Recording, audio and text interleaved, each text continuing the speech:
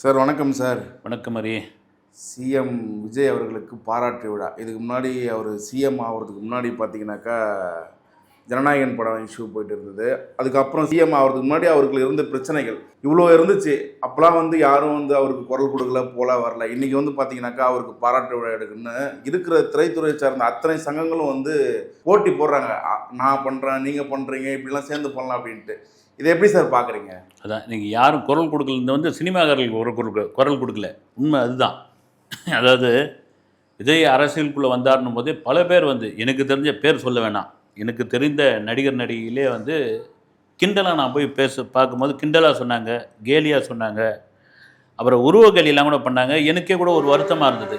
என்ன அது சக நடிகர்கள் உங்கள் இண்டஸ்ட்ரியை சேர்ந்தவங்க, ரொம்ப பெருமையான ஒரு விஷயம். இப்போ எனக்கெலாம் பார்த்தீங்கன்னா அவர் ஆரம்பகால நடிகராக பார்த்து இவ்வளோ பெரிய வளர்ச்சி அப்படின்ற ஒரு பிரமிப்பு தான் ஆனால் இவங்க அப்படிலாம் கிண்டல் பண்ணிகிட்டு இருந்தாங்க. அதன் பிறகு அவர் அரசியலுக்குள்ளே வந்தார். இந்த மக்கள் செல்வாக்கு வந்தது, மக்களை சந்திக்கிற பயணம் நீங்கள் சொல்கிற மாதிரி கரூர் பிரச்சனை வந்த பொழுது ஒரு நடிகர் கூட குரல் கொடுக்கலங்க. எல்லாரும் போய் அங்கங்கே சைலண்ட் ஆகிட்டாங்க. ஒன்றும் கேட்டால் இதுக்கு காரணமே விஜய்னு நேரடியாக சொல்லாமல் குசு குசுன்னு பேசிக்கிட்டாங்க. ஹோட்டலில் பார்ட்டி வச்சு கொண்டாடலாம் கூட கேள்விப்பட்டேன் நான்.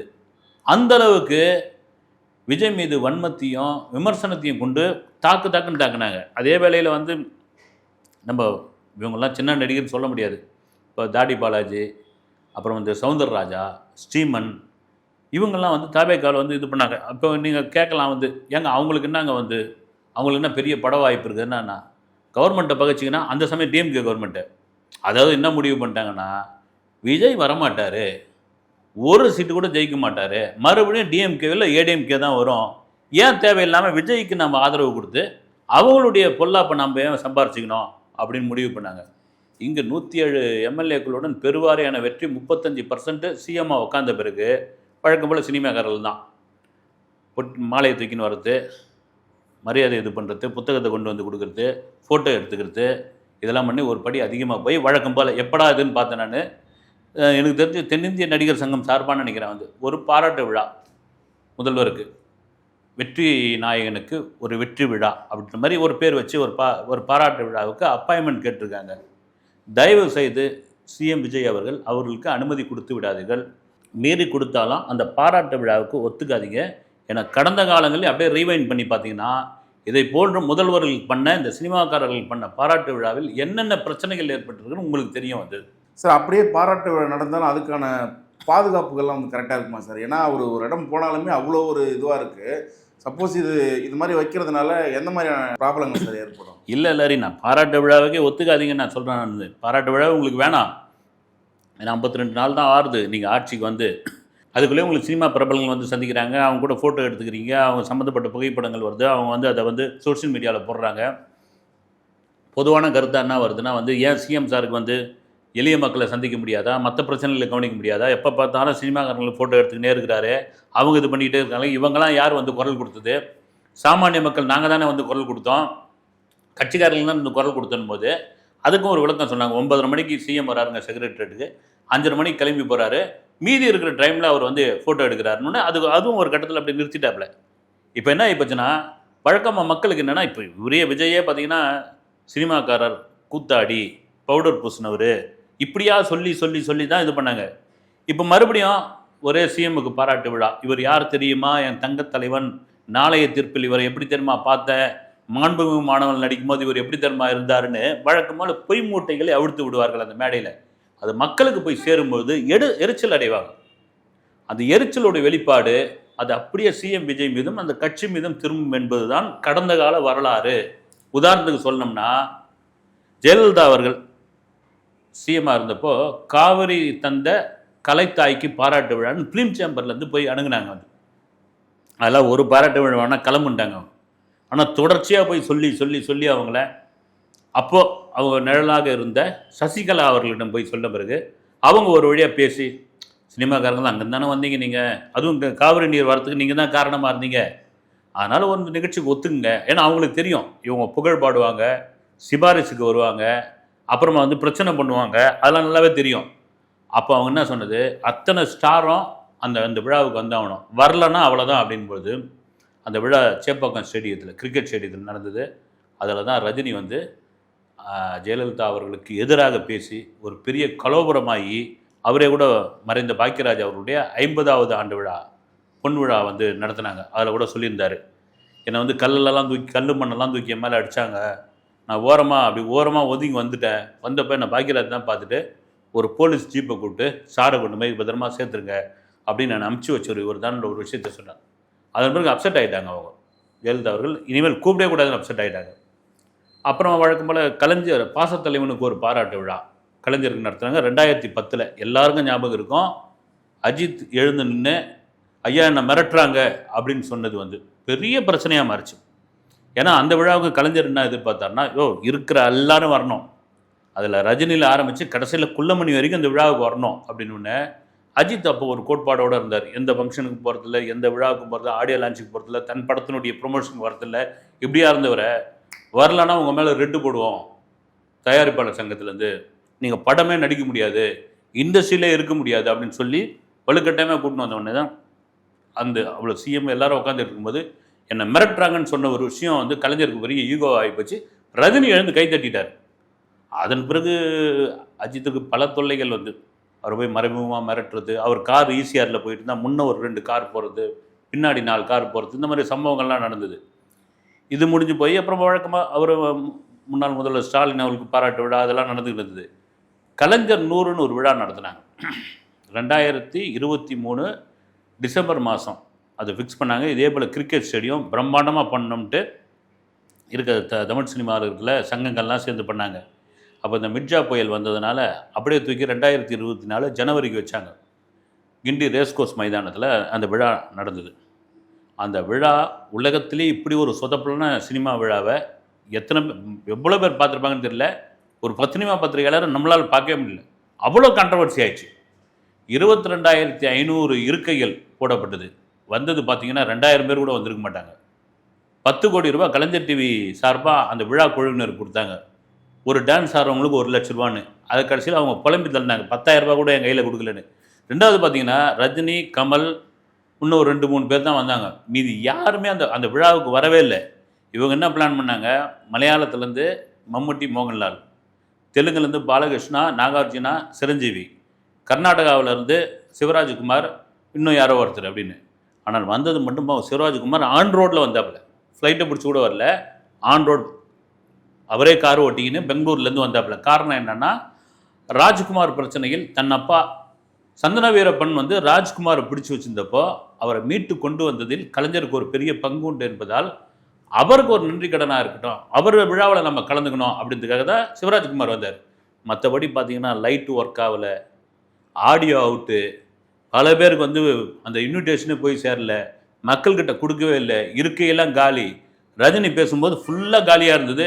அவர் சும்மா இது பண்ணிட்டு போயிடுது. இதை விட கொடுமை என்னென்னா, முன் வரிசையில் விதார்த்து, விமல், ஆர்ஜே பாலாஜி, இன்னும் யாரோ 2-3 இவங்கெல்லாம் முன் வரிசையில் உட்கார வச்சுட்டு டிஆரை தூக்கி போய் 3வது வரிசையில் 4வது வரிசையில் போட்டாங்க. கடுப்பாகி போய் அவர் கிளம்பி போயிட்டார். அப்படியாப்பட்ட உலக மகா சொதப்பல் விழாவாக நடந்து அதன் பிறகு நாங்கள் கொடுத்த 10 கோடி என்ன ஆச்சுன்னு இவங்க கேள்வியெல்லாம் கேட்டு அதுக்கு என்ன பதில்னு தெரியல. இதெல்லாம் என்ன காரணம்னா, இது எல்லாம் நாமளே தெரியும் போது சிஎம் விஜய்க்கு இது நன்றாகவே தெரியும்.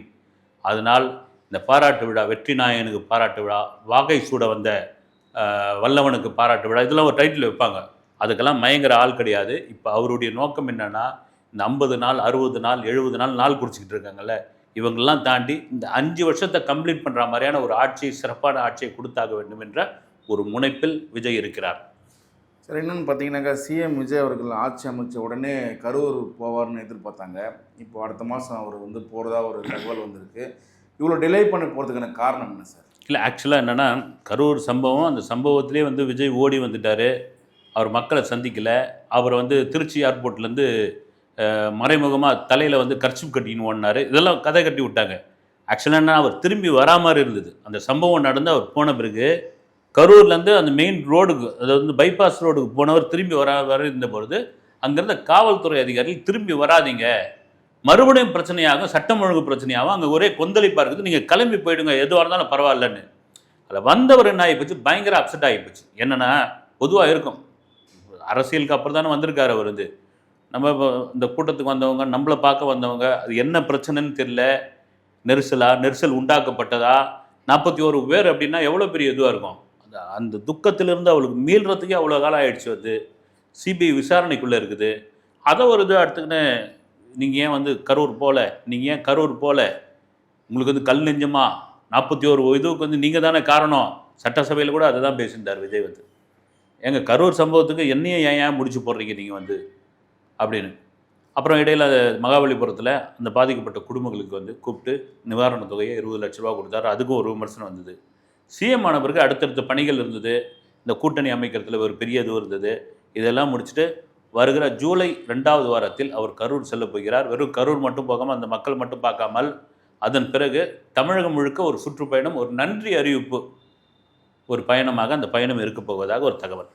சார் இன்னொன்று பார்த்தீங்கன்னாக்கா இந்த ஐபிஎஸ் ஐஏஎஸ் மாநாடு அது எப்படி சார் பார்க்குறீங்க? இல்லை, ஒரு நல்ல விஷயம் தாங்க. வந்து ஒரு இன்னைக்கு வந்து அதிகாரிகள் அப்படின்றது தான் ஆட்சியாளர்களும் அதிகாரிகளும் ஒரு ஒரு பிணைப்பாக இருக்கணும். வந்து அவங்களும் இவங்களும் வந்து 2 பேரும் முரண்பட்டு இருக்கக்கூடாது. வந்து பொதுவாகவே வந்து அதிகாரிகளுக்கு, உயர் அதிகாரிகளுக்கு என்னென்னா, நாங்கள் என்ன தான் இவ்வளோ பெரிய படிப்பு படிச்சுட்டு வந்தாலும் கடைசியில் கரை வெட்டி சொல்கிறது தான் நாங்கள் கேட்க வேண்டியதாக இருக்குது அப்படின்னு. அவங்க கரை வெட்டிக்காரங்க என்னன்னா, நீங்கள் என்ன தான் படிப்பு படித்து வந்தாலும் மக்களுடைய மனசை, மக்கள் வந்து ஃபீல்டில் நாங்கள் தானே போயிருக்கிறோம், அவங்கள கூட நாங்கள் தானே இருக்கிறோம். உங்களுக்கு என்ன நீட்டாக ட்ரெஸ் பண்ணின்னு வரீங்க, ஏசி ரூமில் உட்காடுறீங்க, நுனி நாக்கில் ஆங்கிலம் பேசுகிறீங்க, உங்களுக்கு என்ன தெரிய போகுது அப்படின்னு 2 தரப்பும் சொல்லிக்கிட்டாலும் சிஎம் விஜய் அவர்கள் சொன்ன மாதிரி ஐபிஎஸ் ஐஏஎஸ் அதிகாரிகளுடன் ஒரு மீட்டிங் போட்டிருக்காரு. அது என்னென்னா, இந்த கவர்மெண்ட் சாமானியர்களுக்கான ஒரு அரசாங்கமாக இருக்க வேண்டும். குறிப்பாக மக்களை காக்க வைக்காதீங்க, எந்த துறையாக இருந்தாலும் சரி. இப்போ ஒரு சர்டிஃபிகேட் வாங்குறதுக்கு ஒரு சாமானியம் வரா அப்படின்னா, சர்டிஃபிகேட் வாங்குறதுக்கு உடனே இது பண்ணிவிடுங்க. இது இடைத்தரகர்கள்லாம் முதல்ல காலி பண்ணுங்கள். சரி, சரியான ஆவணம் இல்லையா அவர்கிட்ட, அந்த ஆவணம் என்னென்னு அது கொண்டு வர சொல்லுங்கள். இந்த ஆவணம் கொண்டு வரதுக்கான ஏற்பாடை நீங்கள் பண்ணுங்கள். மக்களை காக்க வைக்காதீங்க. ஒரு ரேஷன் பொருளாக அது துரிதமாக கிடைக்கணும். அந்த ரேஷன் பொருள் சரியான இடையில இருக்கணும். ஒரு காவல் நிலையத்தில் போய் புகார் கொடுக்குறாங்களா ஒரு சாமானியர், அந்த புகார் மீதான விசாரணை நல்லா கரெக்டாக இருக்கணும். அவங்கள வந்து கரெக்டாக ரிசீவ் பண்ணணும். நீங்கள் கட்சிக்காரங்க யாரும் காவல் நிலையத்துக்கு வரமாட்டாங்க. அவங்க வந்து எதுவும் கட்ட பஞ்சாயத்து பண்ண மாட்டாங்க. அவங்க எதுவும் அதிகாரத்தை செலுத்த மாட்டாங்க. இது மக்களுக்கான அரசாங்கம் இருக்கு. அதுக்கு நான் விரும்புகிறேன். உங்களுடைய ஒத்துழைப்பு அதுக்கு மிகவும் அவசியம் தேவைன்னு. இதை தாங்க நாங்களும் எதிர்பார்த்தோம். அதிகாரிகள் வந்து இதை தான் நாங்கள் எதிர்பார்த்தோம். ஏன்னா கடந்த காலம், அதுக்கு முந்தைய காலம், அது முந்தைய காலத்திலாம் பேருக்கு தான் நாங்கள் அதிகாரிகள். ஆட்சி செய்வதெல்லாம் அந்தந்த இவங்கன்னு குறிப்பிட வேணாம், அந்தந்த சமயத்தில் யார் ஆளுங்கட்சியாக இருக்கிறாங்களோ அவங்கள அமைச்சரில் ஆரம்பித்து மாவட்டம், வட்டம், துணை, உதவி எல்லாம் உள்ளே இறங்கிடுவாங்க கட்சிக்காரங்க. இப்போ சிஎம் விஜய் சொன்னது அது மாதிரி எங்கள் ஆட்கள் இறங்க மாட்டாங்க. உங்களுக்கான முழு சுதந்திரம் உண்டு. இது மக்களுக்கான அரசாங்கமாக இருக்க வேண்டும். குறிப்பாக எளிய மக்களுக்கான அரசாங்கம் இருக்க வேண்டும் என்பது அவர் சொன்ன ஒரு உத்தரவு என்று ஒரு தகவல். லாரன்ஸ் கொடுத்த பேட்டி எப்படி சார் பார்க்குறீங்க? லாரன்ஸ் கொடுத்த பேட்டி என்னது வந்து நான் திருச்சி கிழக்கில் நிற்க போகிறேன், அப்புறம் நிற்கலை, அப்புறம் வந்து நாய்க்கு பிஸ்கெட் போட்டானே, பிரியாணி போட்டானே, இப்படியா பேசிட்டு அதுக்கும் ஒரு விளக்கம் சொல்லிட்டு, முதல்ல ஆரம்பத்தில் ஒரு வீடியோ விட போகிறோன்னு ஒரு பரபரப்பு இருந்தது. 2வது முறை ஒரு ப்ரெஸ் மீட் விட்ட பிறகு பெரிய கான்ட்ரவர்சி ஆச்சு. அது இமேஜே டேமேஜ் ஆகி போச்சுங்க மொத்தமாக லாரன்ஸ். 2வது அந்த ப்ரெஸ் மீட்டில் இந்த வார்த்தை விட்ட பிறகு இமேஜே டேமேஜ் ஆகி போச்சு. இன்றைக்கி அந்த மாதிரி நான் வந்து ஒரு வீடியோ ஒன்று வெளியிட போகிறேன்னு பெரும்பான்மை எனக்கு தெரிஞ்சு அதை யாரும் பெரிய ஆர்வம்லாம் காட்டிக்கல. சரி வரட்டும், என்ன இருக்குது அப்படின்னு. அதில் என்னென்னா, அதை ஒட்டுமொத்தமாக அவர் என்ன பேசினார்னு பெரும் குழப்பமாக இருக்குது. திருச்சி கிழக்கில் அவர் நிற்கலை. அதோடு யார் நிற்க சொன்னாங்கன்னு தெரியல. அவர் தாவேக்கா சார்பாக நிற்க போகிறாரா, டிஎம்கே சார்பாக நிற்க போகிறாரா, சுழற்சியாக நிற்க போகிறாரா, அது எதுவும் தெளிவாக சொல்லலை. ஆனால் நிற்கலைங்க நான் அப்படின்ட்டாப்ல. இதுக்கிடையில் அவர் ஷூட்டிங் போடுற இடம்லாம் பார்த்தீங்கன்னா எம்எல்ஏ வராரு, சட்டமன்ற உறுப்பினர் வராரு அப்படின்னு சொல்கிறாங்களாம். வந்து அது யார் சொன்னாங்கன்னு எனக்கு தெரியல. அவராக ஒரு கற்பனை உலகத்தில் தனக்கு இவ்வளோ கோடி பேர் ரசிகர்கள் இருக்காங்க, இவ்வளோ ஃபாலோவர்ஸ் இருக்காங்க, தான் போகிற இடம்லாம் வந்து இப்படி கொண்டாடுறாங்க அப்படின்னு அவராக அவர் நினச்சிக்கிட்டு இருக்காரு. வந்து அதனுடைய வெளிப்பாடு தான் நான் அரசியலுக்கு வரேன், அரசியலுக்கு வரல, வெளியே இருந்து ஆதரவு கொடுக்குறேன், உள்ளே வரேன், திருச்சி கிழக்கில் நிற்கல, மேற்கில் போய் உட்காந்துக்கிறேன், இப்படியா ஒரு வீடியோ போட்டு மக்களை குழப்பி, மக்கள் ரொம்ப தெளிவானவங்க, நீங்கள் அடுத்த வீடியோ போனாலும் போட்டுங்க, அதை கூட நாங்கள் பார்க்க மாட்டேன்ற அளவுக்கு அவங்க முடிவு பண்ணிட்டாங்க. சார் இன்னொன்று பார்த்தீங்கன்னாக்கா, இது எப்படி சாத்தியம் தெரில, சீமான் அவர்களை வந்து இடைத்தேர்தலில் ஏடிஎம்கே டிஎம்கே சேர்ந்து நிற்க வைக்க போகிறதா ஒரு பேச்சு ஒன்று போயிட்டுருக்கு சார். இது எப்படி சார் பார்க்குறீங்க? அம்பாசமுத்திரம் தொகுதியினுடைய பொது வேட்பாளராக, அதாவது என்னென்னா வந்து டிஎம்கே, ஏடிஎம்கே, அப்புறமா என்ன தேமுதிக, அந்த இதில் இருக்கிறவங்கலாம் கூட்டணியில் இருக்கிறவங்க, லெட்டர் பேட் கட்சி எல்லாரும் சேர்ந்து இவர் தாங்க பொது வேட்பாளர். இவர் வந்து தாவேக்கா வேட்பாளர் எதிர்ப்பார். இவர் தான் டஃப்பான ஒரு ஆள். இவரை நம்ம சட்டமன்றத்துக்கு அமிச்சோம்னா அங்கே டஃப் கொடுப்பாரு. முதல்வர் விஜயை இவங்களாம் வாயை திறந்து பேசுங்க விஜய்ன்னு சொன்னார்ல, அவர் டேபிளில் தட்டி போய் வாயை தரங்க அப்படின்னு வரும் சொல்லுவார் அப்படின்ற ரேஞ்சுக்கு பில்டப் பண்ணி வச்சுருக்காங்க வந்து. அது எந்த அளவுக்கு உண்மை, எந்த அளவுக்கு சாத்தியம் தெரியல. அவர் வெற்றி பெறுவாரா அப்படின்றது ஒரு பெரிய விஷயமாக இருக்கிறது. ஏன்னா இன்னும் தாவேகாவினுடைய அலை குறையவே இல்லை. வந்து நீங்கள் என்ன தான் குற்றச்சாட்டு வச்சாலும் என்ன தான் இது பண்ணாலும் விஜய்க்கான ஒரு இது வந்து உண்மையிலே விஜய் என்ற ஒரு முகத்திற்காக கிடைத்த வாக்குகள் இது. 1,72,00,000 வாக்குகள் அதுக்காக கிடைச்சது. பொதுவாக இடைத்தேர்தல் அப்படின்னா ஆளுங்கட்சி தான் வின் பண்ணுவாங்க எப்போவுமே. பொது வேட்பாளராக அவர் நிறுத்த போகிறதா ஒரு டாக் இருக்குது. நிறுத்தி பார்க்கட்டும் என்ன நடக்குதுன்னு பார்ப்போம். கருத்து நன்றி. வணக்கம்.